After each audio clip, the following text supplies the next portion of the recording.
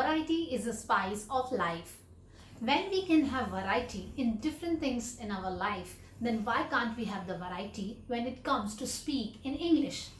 Definitely, we have the varieties.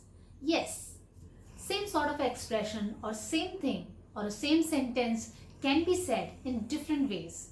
And here I am to tell you that how you can express the same feeling or the same emotions in different ways possible. Let's have a look.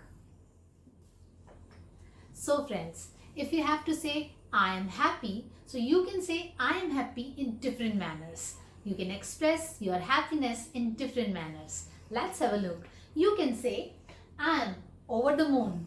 I am on the top of the world. I am having a whale of time. I am in the seventh heaven. I am on cloud 9.